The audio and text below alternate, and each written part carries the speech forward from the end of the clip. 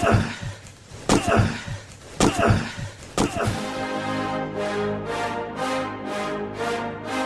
rolls out to the right, pitches off to Taylor, and Taylor's to the 20, down to the 15, down to the 10, 5, 4, 3, 2, 1. Touchdown, Billy Taylor! Touchdown, Billy Taylor! Billy Taylor scored a touchdown from 21 yards out. The crowd goes berserk. It was November 22nd, 1969. That they came to Barry, Michigan, all dressed in maize and blue. The words were said, the prayers were read, and everybody cried. But when they closed the coffin, there was someone else inside. Oh, they came to Barry, Michigan, but Michigan wasn't dead. And when the game was over, it was someone else instead. 11 Michigan Wolverines put on the gloves of gray, and as the organ played the victors, they laid Woody Hayes away. Under center is Wangler at the 45. He goes back. He's looking for a receiver. He throws downfield to Carter.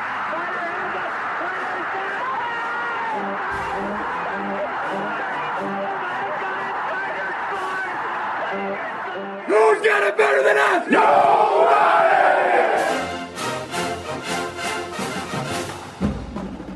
Welcome to the Michigan Man Podcast on Wolverine Sports Radio, a member of the V-Sporto Network, and in partnership with SB Nation's Maize and Brew, for Wolverine fans from coast to coast. Go Blue and welcome to the show. I'm your host, Mike Fitzpatrick.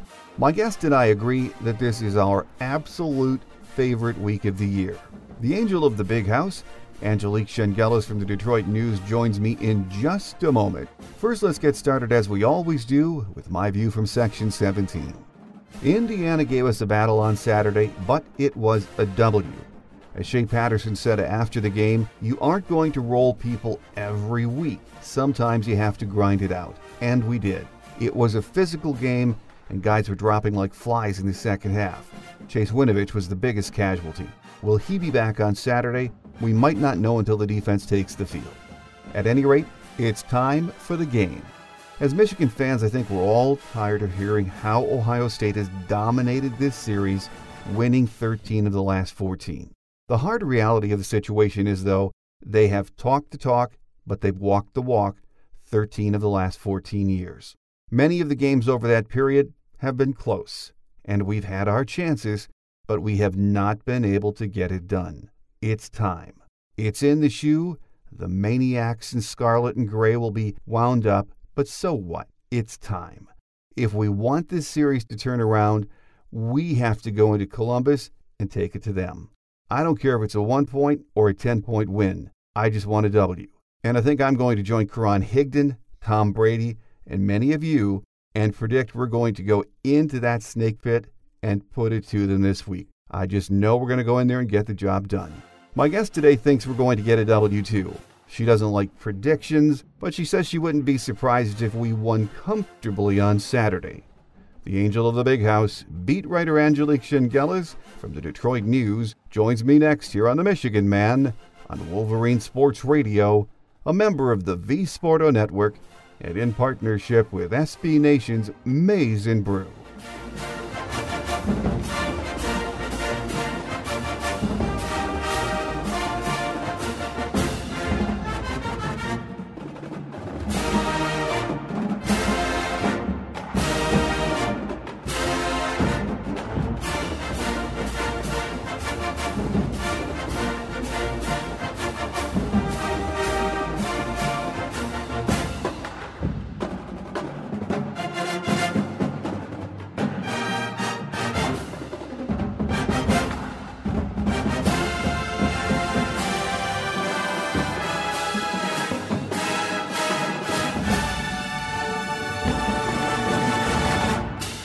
Back with us on our Game Day segment as we get ready for the game once again is Angelique Chengelis from the Detroit News. Wonderful to have you back with us, Angelique. Mike, it wouldn't be Michigan-Ohio State week without me talking to you, so I appreciate it. And we feel the same way, and as we say every year when we talk, Angelique, this is our absolute favorite week of the year, isn't it? It really is. I sort of feel like a kid. It's like, you just anticipate the colors and the bands and just the helmets. I don't know. It's just something, when you grow up with it, like you did, like I did. I grew up in Ohio. This is the week that that everything hinges on it, and I love it, and that hasn't changed, and I'm glad that hasn't changed. I mean, it's always good to feel like a kid, and this week I really do feel like one. Before we talk about the game, though, Angelique, I just wanted to back up to Saturday, talk about a few things. That Indiana game, a lot of fans walking away from that were a little bit antsy after watching that, but it was a W, just a choppy performance, wasn't it? Yeah, I mean, I think that's actually a really excellent way to describe it, Mike. I mean, it was definitely choppy. For weeks I kept saying, I thought, I hate to say trap game, but I did think it could be. I think Indiana's definitely improving. They're definitely on the way up, and they've got some nice pieces, and just a few pieces away from becoming a difference maker, and then having a chance to challenge in the division. I'm not saying at the top, but getting there. And even though they say they're focused, they're not looking ahead. I mean, I was looking ahead, so are they really immune to it? Maybe there was a little bit of that from the Michigan players, but I think you have to also credit Indiana for the way they played. I mean, it wasn't just Michigan out there. So, I think choppy's definitely, and I think that there are some concerns for sure, but there were also some high points for Michigan as well. Well, absolutely. I think we've been spoiled as fans watching this defense all year, so you expect Don Brown and the D to just shut teams down each and every time out. But the Hoosiers gave that defense a workout, didn't they? Yeah, they really did. And that's when you're like, oh, wait a minute, what's going on here? And I think they've got a pretty good running back, and he's young and he's big. And I thought that their offensive line played really well against Michigan's defensive line. And I really do think Indiana is up and coming. And when I say that, I'm not saying that they're going to jump right into that top tier, but they do play hard. And Harbaugh kept saying, look at these last three games. Look how tight they've been, the double overtime, the overtime, and then the close game. So he clearly respected what Indiana's done and what they can do. And, this was not going to be Rutgers again. This was absolutely not going to be that. And frankly, I think it was a good game for them to have before Ohio State, because it reminds them that, you're not perfect yet. And there are teams that can still give you a scare, and a team that maybe you don't respect as much yet. And I think that's always good to have that little bit of a wake-up call. So, I thought it was good timing for that. And then, of course, they came out with a win. So they persevered, but, 6 field goals is probably not what you want to take when you've had that many trips to the red zone. So that, to me, was the most concerning thing. Well, one of the goals, as we talked about last week, was to stay relatively healthy. But that is a very physical Indiana team, Angelique. And, players started going down right and left, it seems, in the second half. And, of course, Chase Winovich was the biggest casualty. And I guess we're not sure of his status. I don't know what, as the week goes along, what we will learn, but he would be a huge loss, and that's an understatement. Oh, he'd be an enormous loss, Mike. Absolutely. I mean, just, not to mention his playing ability, but his fire and what he brings to them emotionally. And, it's unclear what the situation is with Chase. Harbaugh said x-rays were clear, CAT scan was clear, but that doesn't mean that there's not ligament damage or something like that. I don't think. I don't read scans, but that's my impression. So, we'll know more this week, obviously, or maybe we won't. Maybe he won't reveal it. But, that was big. And I think that, that pace that Indiana ran, the defensive players were really having a lot of cramping issues. You saw Devin Bush kind of just drop there, and Metellus had an issue. So, hadn't really seen that since the Notre Dame game, I think. That was the last time I recall seeing quite a few guys having cramping issues. But yeah, Chase would be definitely that's definitely a concern going in, and you got to believe that Kwity Paye got so much experience with Rashawn out, and that he would have a chance to shine again against Ohio State. But time will tell. See where Chase is. As we said, it was a very physical game. What did you think of that hit on Berkeley Edwards? Yeah, I understand where players are saying it was a cheap shot. I've looked at it again. I'm not sure if it was. I think it was a football play. I think it was, it was a situation where I don't think the guy wanted to do that. I really don't. I'm not in his helmet. I don't know, but it's I think the gut reaction right away is, ooh, that's a cheap shot, and the Michigan players are upset because one of their guys is down. and very concerning situation. But I've watched it. I'm not sure I'm going to say it's a cheap shot, Mike. I don't think I want to go there with that. But I thought there was some. Both teams get chippy. It's not just one team's chippy. So there was a little bit from both sides during that game. Well, the offense racked up over 500 yards, which is always good. But as you mentioned a moment ago, the red zone inefficiency was troubling again, wasn't it, Angelique? It really was. And I think, the last two games, I think Rutgers, they were 4 for 4 in the red zone in terms of touchdowns. And the week before that, Penn State, I think it was 5 trips and 4 touchdowns. I might have that reversed, but, I think that you got the sense that they're being more productive, they're taking more chances, they're doing, play calling's more interesting. This just felt a little more stale, and, you just wonder, why are they're in a lot of third and long situations, too, and, but, the positive is that a freshman came in and made 6 field goals. So, I guess there's that, but that is absolutely, you can't do that against Ohio State on the road. You can't leave points out there.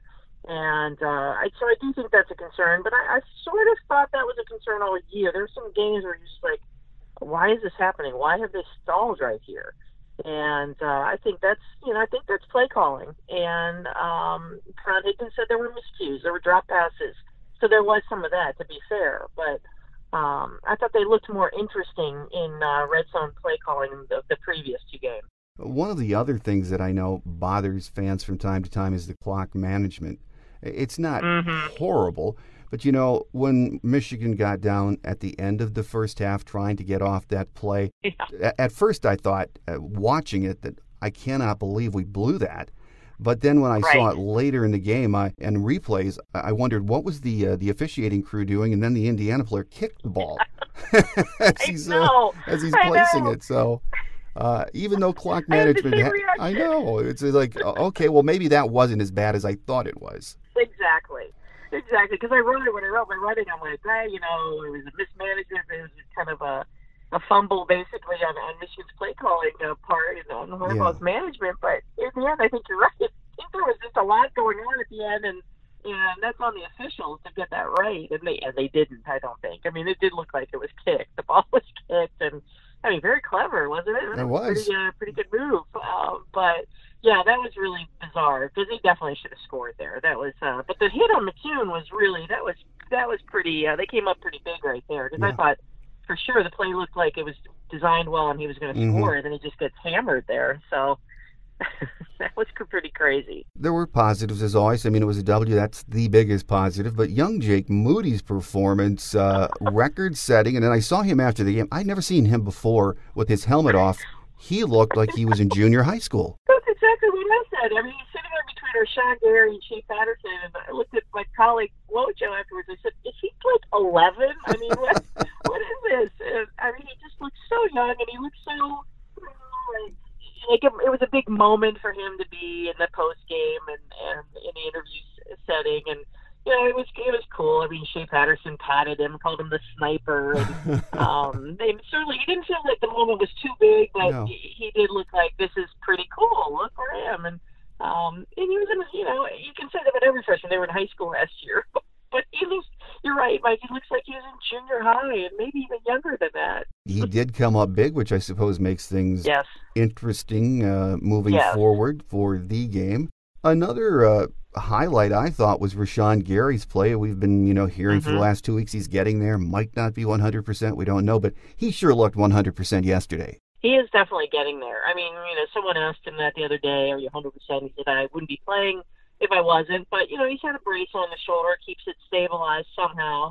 And but I thought for sure this past game, the Indiana game, was his best since he's returned from injury. And I guess that goes with the fact that he's had another week. And I'm not sure how much they're having him do during practice, Mike. Maybe you limit him a little bit at this time of the season. I think a lot of the veterans do not, I don't want to say take a breather, but they're not asked as much to hit and to be as physical in practices because you got to save these guys. But I thought he looked more like Rashawn Gary than he has in a long time. Since he had this shoulder injury. So yeah, that was definitely a positive. And And that's definitely important because of the unknown about Chase Winovich now going into the game. Well, with us here on our game day segment as we get ready for the game on Saturday in Columbus is Angelique Chengelis from the Detroit News. Well, Angelique, here we are, the game, always big, some years bigger than others, but once again, the Big Ten and national implications are huge, aren't they? They really are. I mean, this is really important.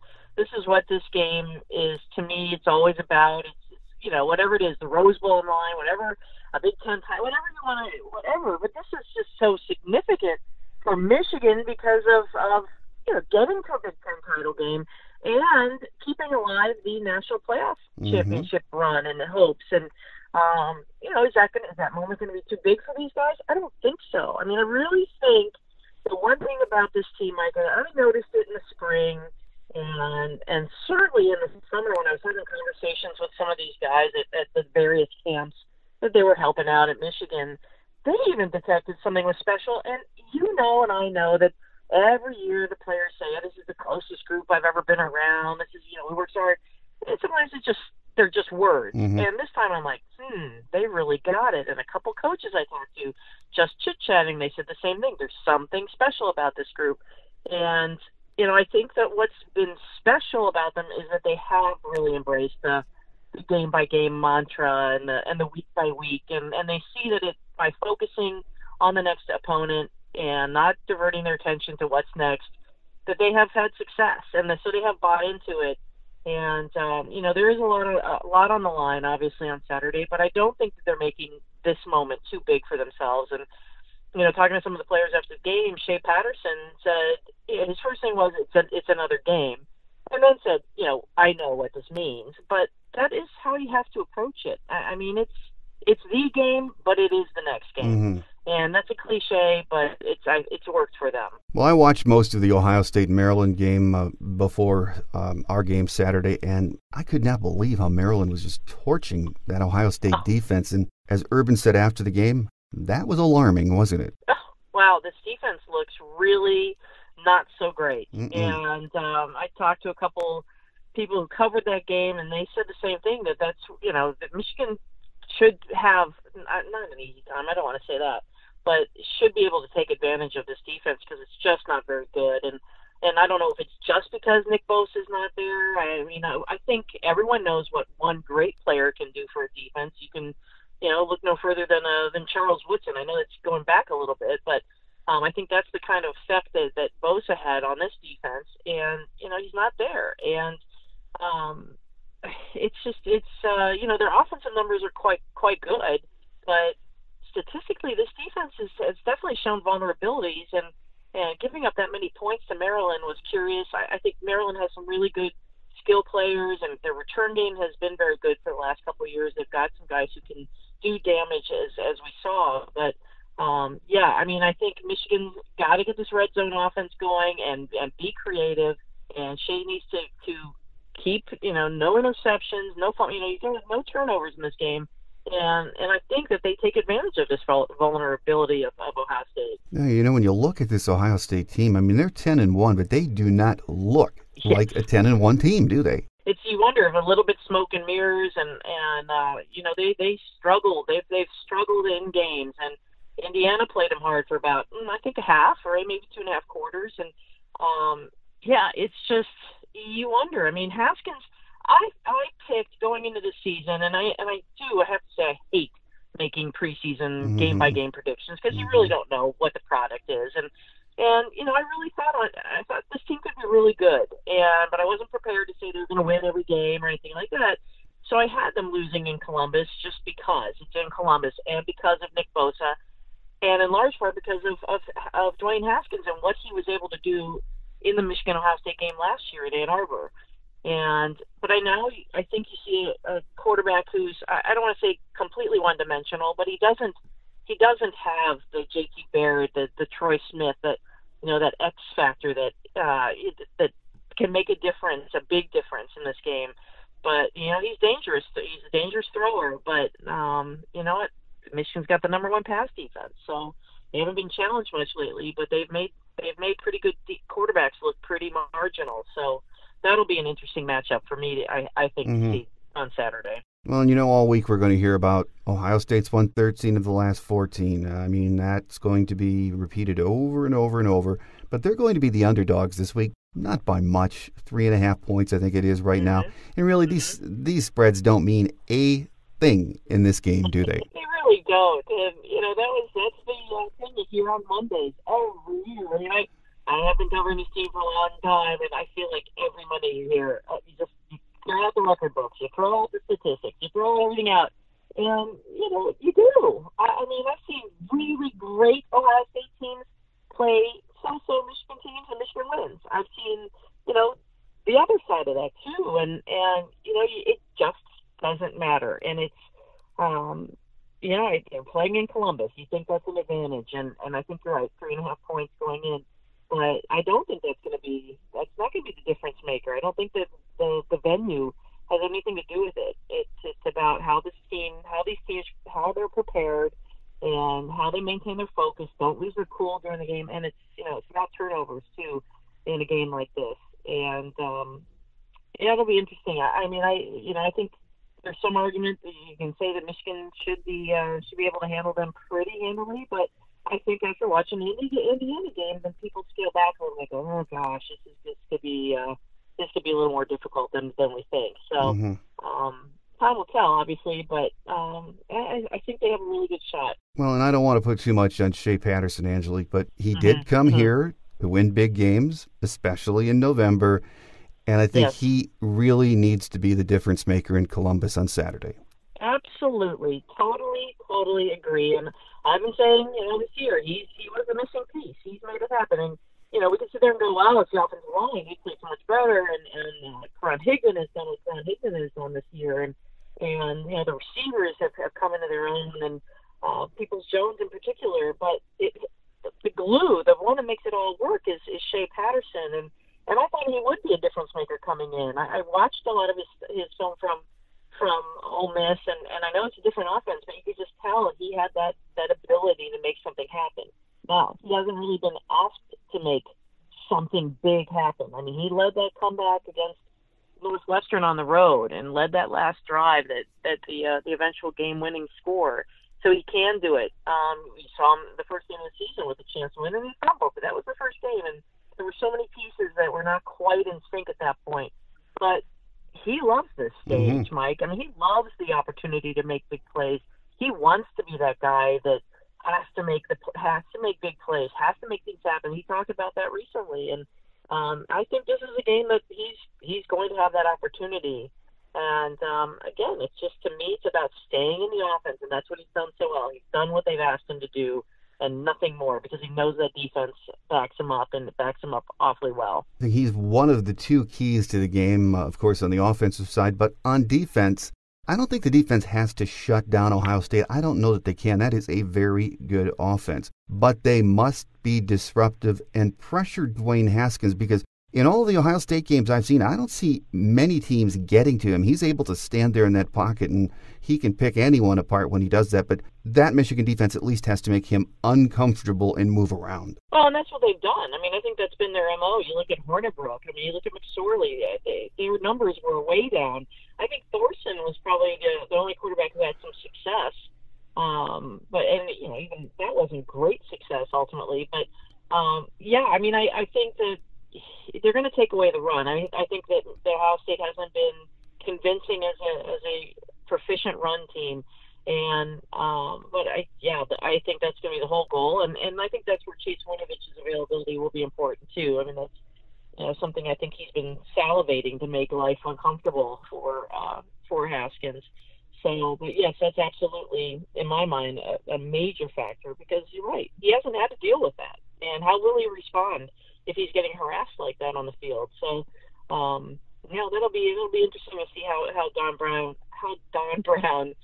comes up with this plan to go after him. How big of a game is this for Jim Harbaugh, Angelique? It's huge. I mean, it's absolutely enormous, and by no means am I saying is he in job security. That's not it at all. But it's just in terms of legacy and record, and knowing that a couple of years ago they had a chance, they had a very good chance, and for whatever reasons, whichever, was JT short, was it, the officiating, was it just not being able to finish games? I mean, I think that's the difference. This right now, he's got a team that's so well-oiled, a team that can play hard in the fourth quarter, an offense that can keep the defense off the field and consume the clock and get those first downs that they weren't able to get a few years ago.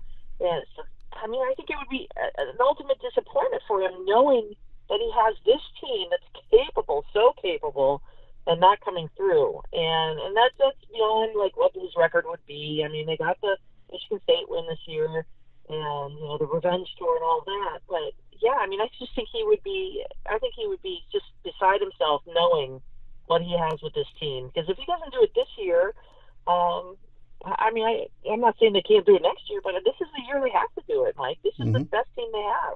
Well, final question for you, Angelique. As we said earlier, Ohio State's won 13 of the last 14. Our Buckeye friends remind us of that all the time. But at some point, the worm has to turn. And I know you don't like predictions. I don't either. But does your gut tell you it turns this Saturday in Columbus? My gut does tell me that. And I did, obviously I came in the season thinking, no, they'll lose in Columbus.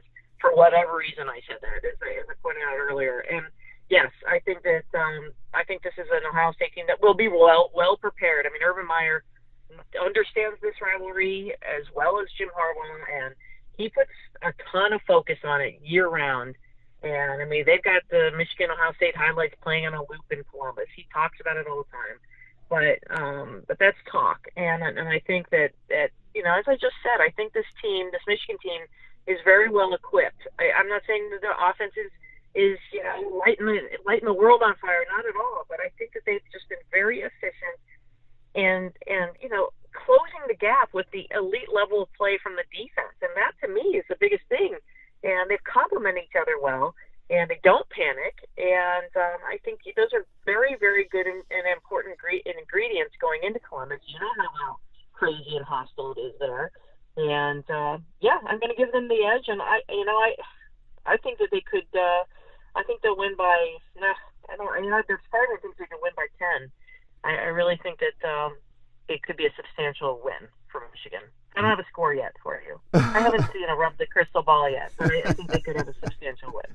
Well, I think most Michigan fans would be more than happy with a 10-point win down there. I think we take a 1-point win. It doesn't matter, but a 1-point win would probably work, right? Yeah, that would do it too. But as always, it's going to be a huge game, more so this year than it has been for quite a few years. So we shall see. But as always, Angelique, on the week of the game, it's wonderful to have you on. Of course, it's Thanksgiving interrupting the Michigan-Ohio State game week on Thursday. How dare that happen?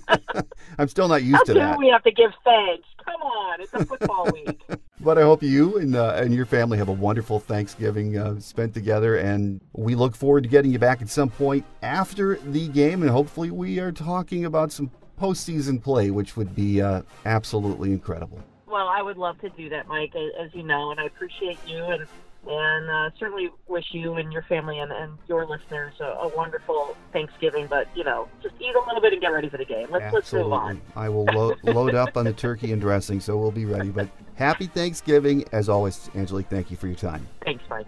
Quick Hits is next as we wrap it up for another week here on The Michigan Man on Wolverine Sports Radio, a member of the V Sporto Network, and in partnership with SB Nation's Maize and Brew.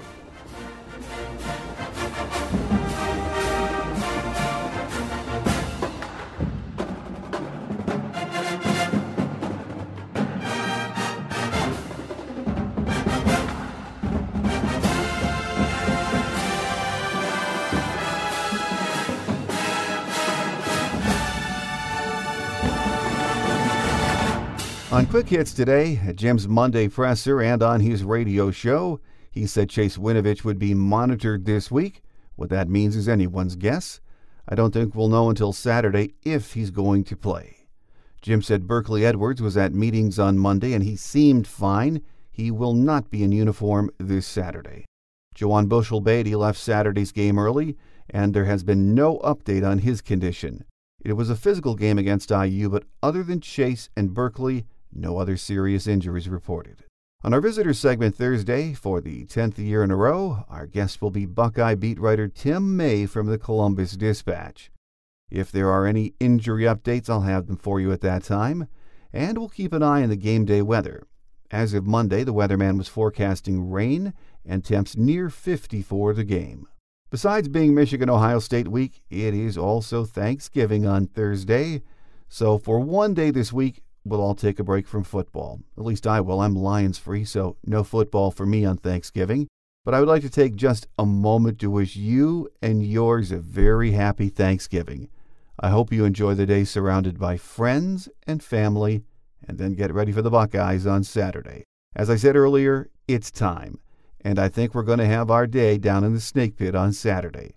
So make sure you join us on Thursday for our Visitors Edition with Tim May from the Columbus Dispatch. That will do it for this edition of the show. I'm your host, Mike Fitzpatrick. Again, have a very happy, amazing Blue Thanksgiving, everyone. We'll see you back here on Thursday with our final thoughts on the game. So until then, take care, and as always, go Blue. Thanks for joining us today on The Michigan Man, here on Wolverine Sports Radio, a member of the V Sporto Network, and in partnership with SB Nation's Maize and Brew. Our listener lines are open 24/7 for your calls at 313-263-4842. That's 313-263-4842. Or email us at themichiganmanpodcast@yahoo.com. That's themichiganmanpodcast@yahoo.com. The Michigan Man Podcast is produced at the studios of Robin Lynn Productions, Allen Park, Michigan, and is not affiliated with the University of Michigan. Go Blue!